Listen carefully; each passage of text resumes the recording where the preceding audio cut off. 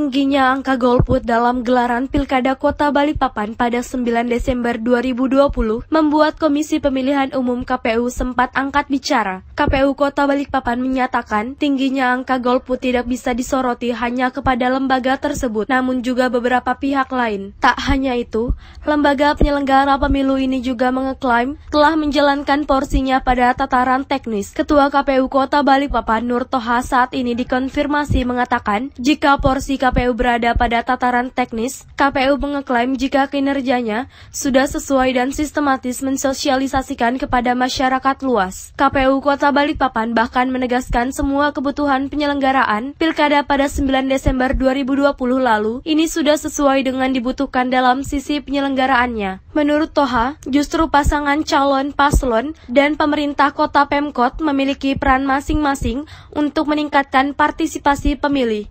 Dia menyatakan, saat kampanye, paslon maupun tim sukses harus bisa meyakinkan pemilih untuk datang ke TPS dan mencoblos.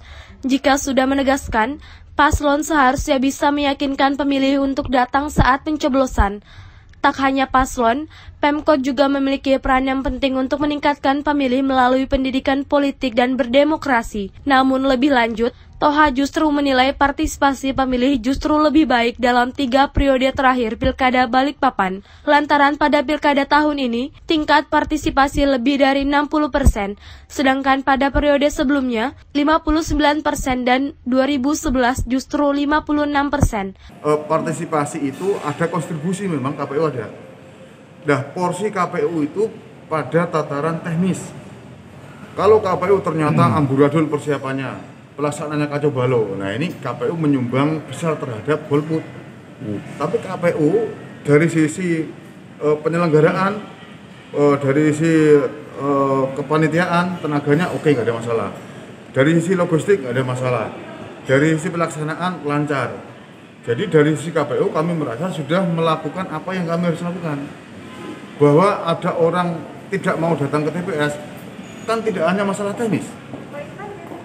Kan gini, urusan teknis beras KPU, tapi urusan meyakinkan pemilih itu urusan calon. Makanya ada kampanye. Kampanye adalah kegiatan meyakinkan kepada pemilih untuk datang, untuk mencoblos.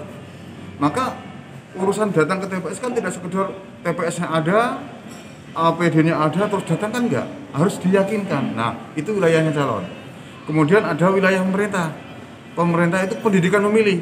Bagaimana orang mempersepsikan terhadap demokrasi, mempersepsikan terhadap politik, ini harus melalui pendidikan pemilih. Ini enggak serta-merta dikasih tahu terus sadar, enggak. Prosesnya panjang. Nah, maka kami merasa KPU itu sudah melakukan apa yang harus dilakukan. Persiapannya sudah oke, pelaksanaannya enggak ada masalah, enggak ada kendala. Sampai kepada rekapitulasi sekarang enggak ada kendala. Artinya KPU sudah enggak ada masalah.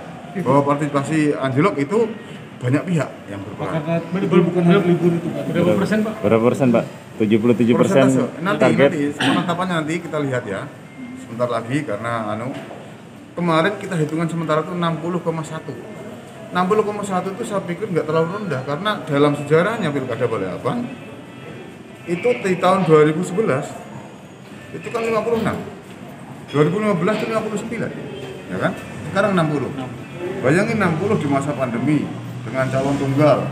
Itu berat, saya berpikir malah bisa-bisa anjlok gitu kan, tapi dalam kondisi itu ya termasuk tinggi lah hitungan kami. Target tinggi 77,5.